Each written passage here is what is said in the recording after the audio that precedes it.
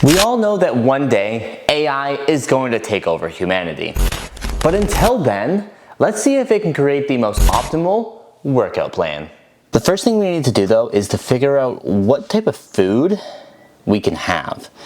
So I just weighed myself, I'm at 179.4 pounds. Create a meal plan for a 179 pound male looking to lose weight.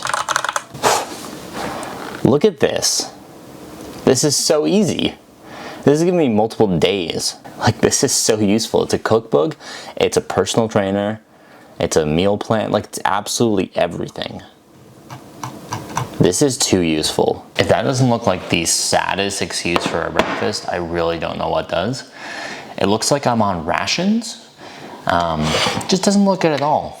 I mean, also I'm not huge on just toast in general. Not a huge butter person. So we'll see how this is.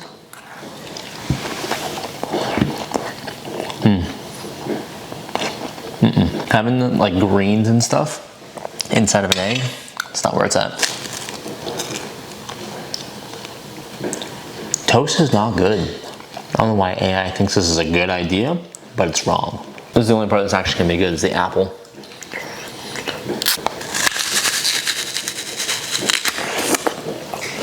I also don't eat breakfast, so this feels weird to me. Not really what I would normally do, but if AI says it's a good idea, they can't be wrong.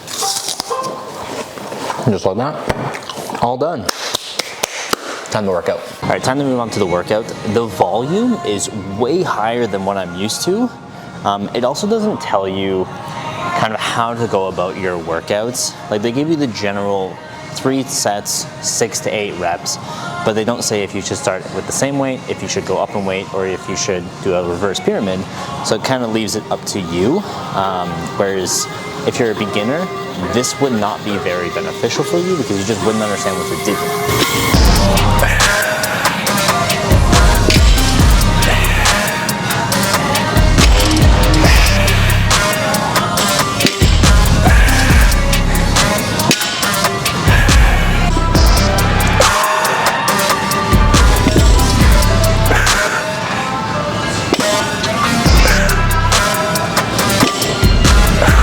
One thing it does give you is like tips on how to perform the workout a little bit safer, sort of how to move up or when you should progress. It also says rest, but it says 1 to 2 minutes between sets to recover. On big compound movements, you should honestly be resting about 2 to 3 minutes. It just takes a lot of energy out of you. So on these big movements, 2 to 3, not 1 to 2. On like more smaller workouts, more isolation movements, definitely 1 to 2 is more than enough. All right, now we're gonna be moving on to pull-ups, which I have never done. I've done chin-ups and neutral grip, but never pull-ups. So we'll see how well I can do with these. Don't judge me.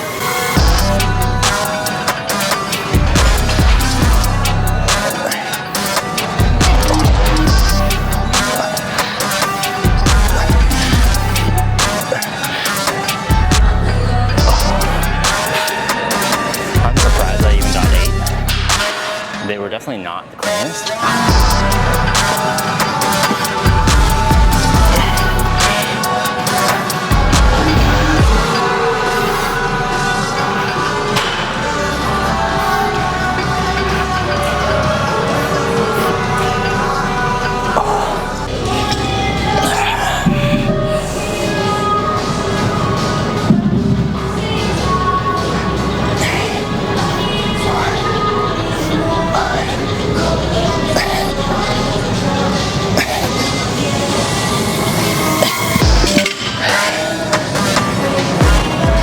Drop weight a bit. The form is bad.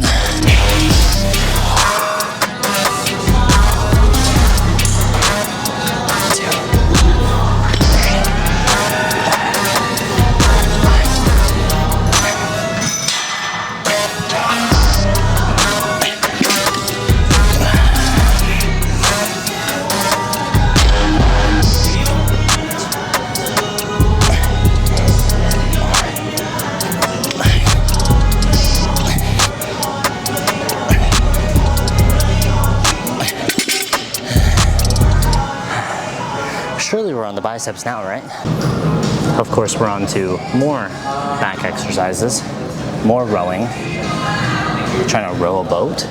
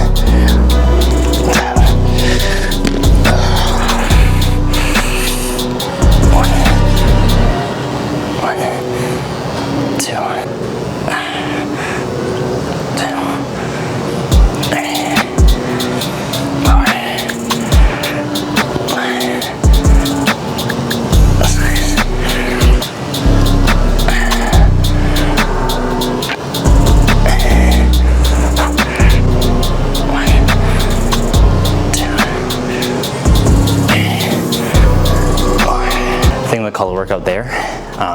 Still have preacher curls and concentration curls, but honestly, my arms are fried. You don't need this much volume. It would have been better if I were to increase the weight, lower the reps, to work on building strength, because if we're trying to build muscle, muscle is a byproduct of strength. Simple as that. Don't overcomplicate things. We've got some quinoa and brown rice. We got some chicken. I did 2 chicken breasts. I believe it's about 12 ounces of chicken. And then some mixed veggies. So for this, I can only use about half of it. So I'm just gonna kind of sprinkle. Ooh, that's hot. So we did about that much quinoa and brown rice. Let's see if AI knows what the heck it's talking about first off. Let's see, grab a little bit, try and grab a little bit of everything.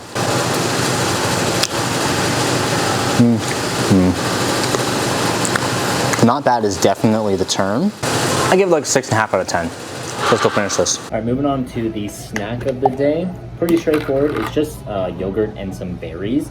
It didn't say how much, so I just did 1.5 servings of the non-fat vanilla Greek yogurt. So throw the calories up on the screen here. I usually don't have yogurt and berries, to be honest. It doesn't really fill me up. But I'm not super hungry right now, which is kind of nice. So I'm very happy that the cardio aspect that I put in for a moderate energy level exercise for losing fat, and it came up with brisk walking.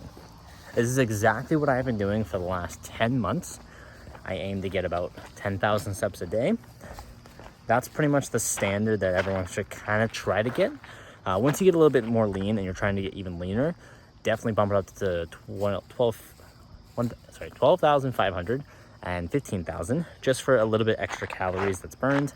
It doesn't increase your appetite, which is incredibly important on a cut. So I definitely recommend doing some sort of brisk walking. You can usually get it in about an hour of walking at about 3.8 miles per hour speed. So if you're on a treadmill, it's a lot simpler to get it. If not, just try to get out for an hour a day, walk around, try to include some uphills in that walk as well. Very, very beneficial.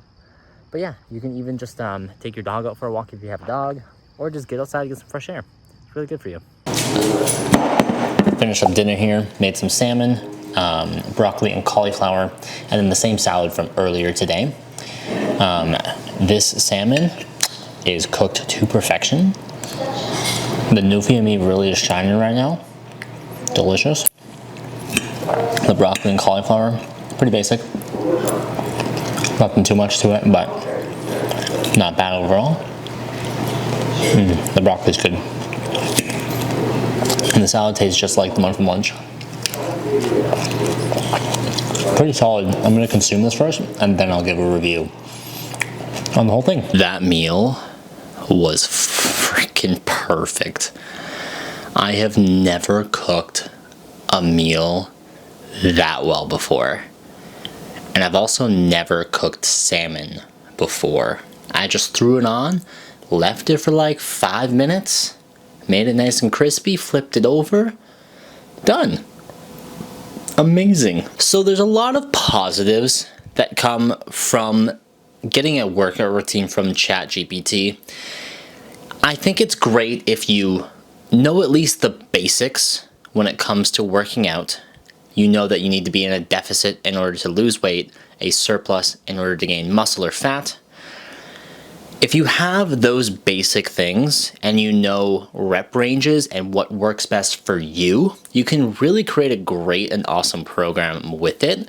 You can be extremely specific with it. Let's say you do what I do, intermittent fast and reverse pyramid training. You can create a workout plan for reverse pyramid training for chest and triceps, and it'll spit out something similar to what I'm currently doing. They do offer some things in forms of tips on when you should make progression, how you should kind of set up for the movements. It's honestly pretty good in terms of that. I still think going to a YouTube video in order to get the form and like that proper information a lot better than on text, just because you can kind of mimic what they're doing. When it comes to the diet side, you can definitely get a lot of great healthy samples. This was very basic. You know, everyone knows you eat chicken, fish, veggies, and a little bit of carbs. Honestly, carbs were not that much today. I would normally increase the carbs quite a lot more. I'll throw on this side what I normally have and then what I had today. You can kind of see the difference between the two. It's honestly quite crazy how difficult or how different it is. So in conclusion, yes, it's a great tool. Definitely check it out, especially because it's a free service. If anything, if you're thinking about getting some form of personal training, I would first get the personal training, get like a short-term package, and then that can work on your form setting, and then use this to build a program for you. Because it's going to be specialized, it's going to be customized, it's going to be a program literally designed for you using a large range of information compressed into you. So definitely check it out. I'll leave a link to ChatGPT. It's a free thing you can sign up to. You can do a bunch of searches, pretty cool. You can even look up recipes on how to cook certain foods. It literally gives you a step-by-step tutorial for absolutely everything. Really cool piece of information. Thank you guys so much for watching. I'll put out a new video hopefully next week. I'm already working on it, so I think it's going to be really cool.